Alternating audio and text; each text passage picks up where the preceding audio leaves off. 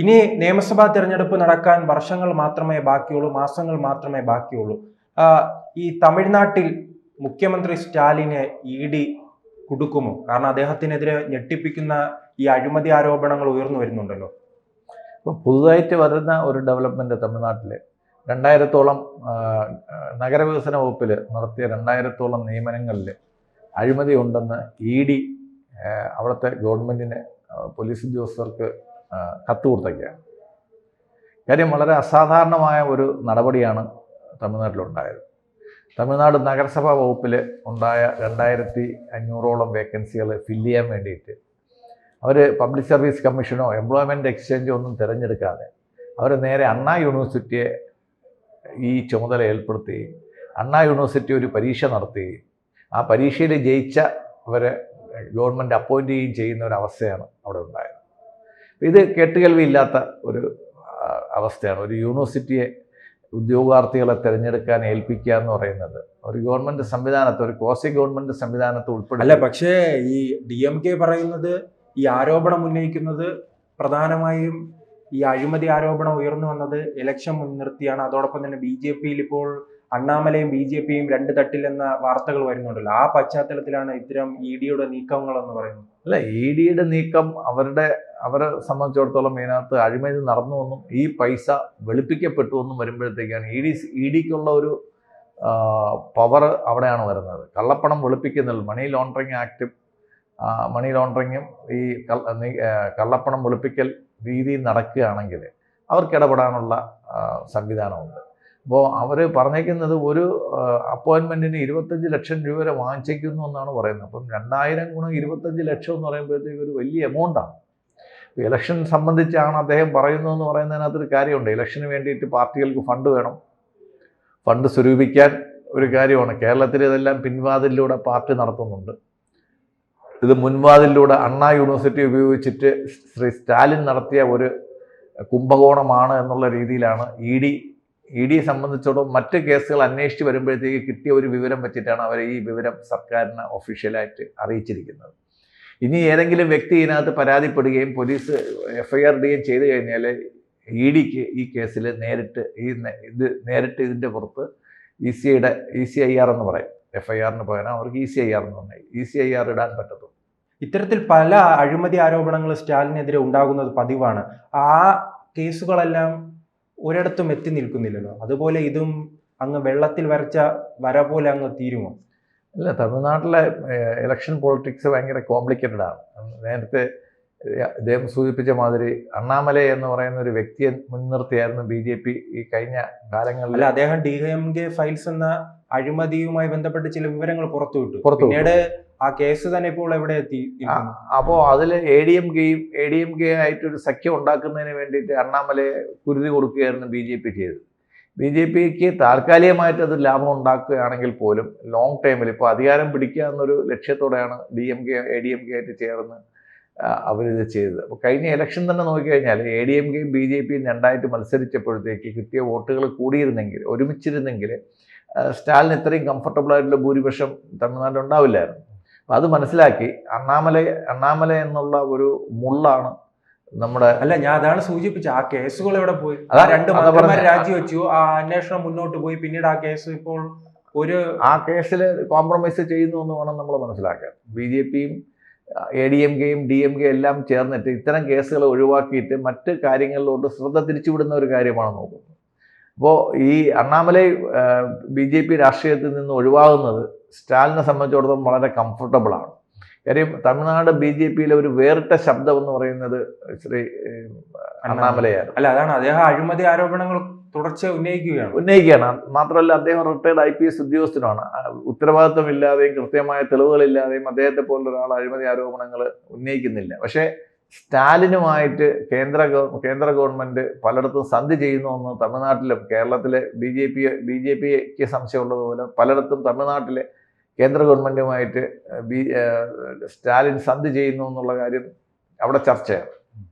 അപ്പോൾ ആ ചർച്ച ഉയർന്നു വരുമ്പോൾ നഷ്ടം സംഭവിക്കാൻ പോകുന്നത് ആർക്കാണ്? പക്ഷേ BJPക്കല്ല നഷ്ടം സംഭവിക്കും.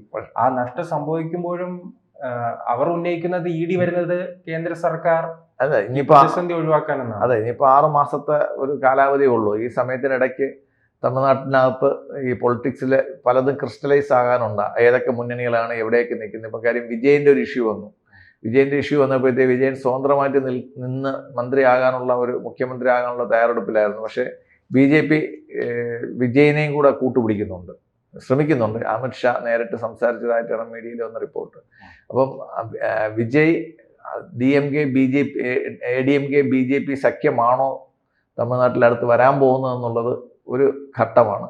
ഇനി ഈ നമ്മുടെ DMKയുടെ അവസ്ഥ എടുത്ത് നോക്കിക്കഴിഞ്ഞാൽ സ്റ്റാലിനെതിരായിട്ട് ഒട്ടനവധി ആരോപണങ്ങൾ ഉണ്ടെങ്കിലും അവരുടെ പാർട്ടി മെഷീനറി, കേരളത്തിലെ CPM പോലെ അവിടുത്തെ പാർട്ടി മെഷീനറി, ജയലളിത അവിടെ സർവ്വപ്രതാപത്തോടെയും അധികാരത്തിലിരുന്ന സമയത്തും വർഷങ്ങളായിട്ട് അധികാരത്തിൽ ഇല്ലാതിരുന്ന സമയത്തും DMKയുടെ പാർട്ടി മെഷീനറി കേഡർ വർക്ക് നല്ല രീതിയിൽ നടന്നിരുന്നു. അതുകൊണ്ട് ഇത്തവണയും ആ കേഡർ വർക്ക് നല്ല രീതിയിൽ നടക്കുന്നുണ്ട്.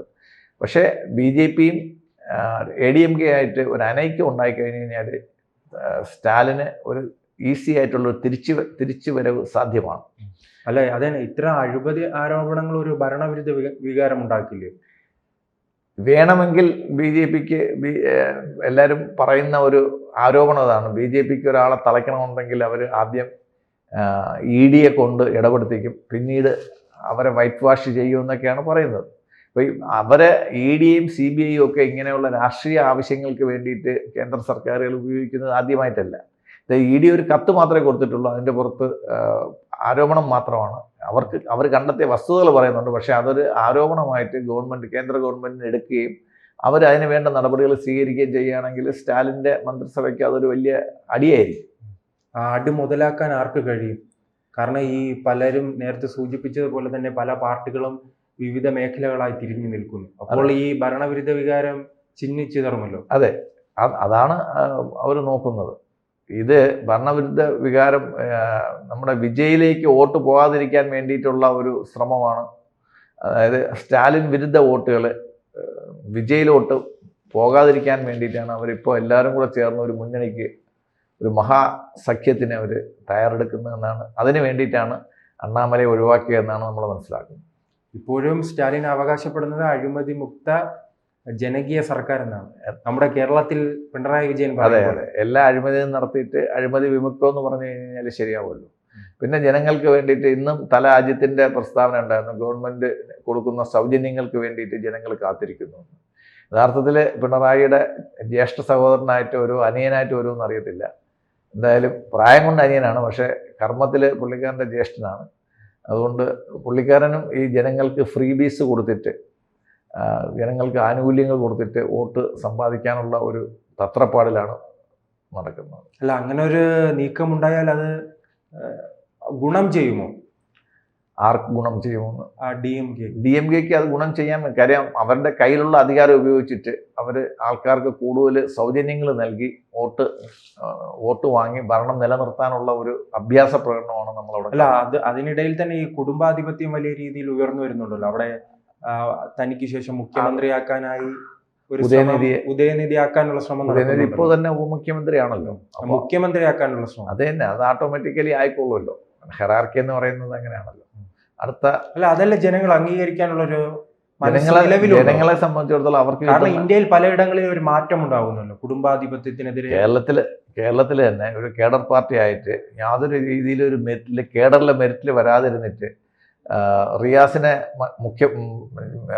മന്ത്രിയാക്കുകയും പ്രധാനപ്പെട്ട 2 വകുപ്പുകൾ, ടൂറിസവും പൊതുമരാമത്തും 2 വകുപ്പുകൾ അദ്ദേഹത്തിന് കൊടുക്കുകയും ചെയ്തിട്ടും കേരളത്തിൽ അതൊരു സംസാര വിഷയം പോലും ആയിട്ടില്ല എന്നുള്ളതാണ്, ഒരു കേഡർ പാർട്ടി ആയിട്ട് പോലും. അപ്പോൾ അതേ രീതി തന്നെയാണ് ആ കേഡർ പാർട്ടി.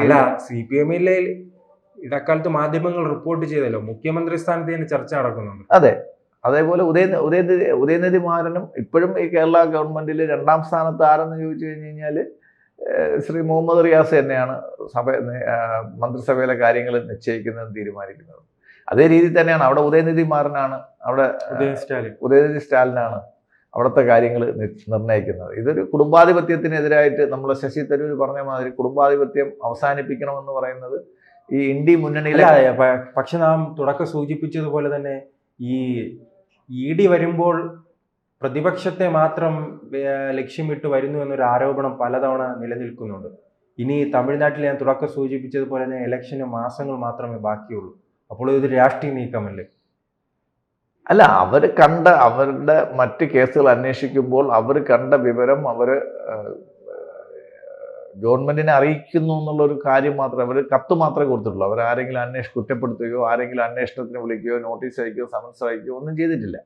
ഇനി അതിൻ്റെ നടപടികൾ വരാനിരിക്കുന്നേ ഉള്ളൂ. അവർക്ക് ഈ അനധികൃതമായിട്ട് പൈസ വെളുപ്പിച്ചവർക്ക് സമൻസ് അയക്കാനുള്ള അധികാരം ഇ ഡിക്കുണ്ട്. ആ അധികാരം ഇ ഡി ഉപയോഗിക്കുകയാണ്. എങ്ങനെയാണോ തമിഴ്നാട് ഗവൺമെൻറ്റിനെ അമിത്ഷാ മെരുക്കാൻ പോകുന്നത് എന്നുള്ളത് നമുക്ക് കാത്തിരുന്ന് കാണാം. കാര്യം വളരെ ടർബുലൻ്റ് ആയിട്ടുള്ളൊരു സമയമാണ് മുമ്പോട്ട് വരുന്നത്. കേരളത്തിലെ പോലെ വെസ്റ്റ് ബംഗാളിൽ ഇലക്ഷൻ വരുന്ന സമയം ആയപ്പോഴത്തേക്കാണ് ഈ കേന്ദ്ര അന്വേഷണ ഏജൻസികളുടെ റോളുകൾ വളരെ പരാമർശിക്കപ്പെട്ടു വരുന്നത്. തീർച്ചയായും അദ്ദേഹത്തെ ഒതുക്കണമെങ്കിൽ BJP സർക്കാരിന് അതിനുള്ളൊരു അവസരം കിട്ടിയിട്ടുണ്ട്. അത് BJP ഉപയോഗിക്കുന്നോ ഇല്ലേ എന്നുള്ളത് കേരളത്തിലെ മാതിരി ജനങ്ങൾ വാച്ച് ചെയ്തുകൊണ്ടിരിക്കുകയാണ്. കൂടുതൽ വാർത്തകളും വിശേഷങ്ങളും നിങ്ങളിലേക്ക് എത്താൻ ABC മലയാളം സബ്സ്ക്രൈബ് ചെയ്യുക, ബെൽ ബട്ടണും അമർത്തുക.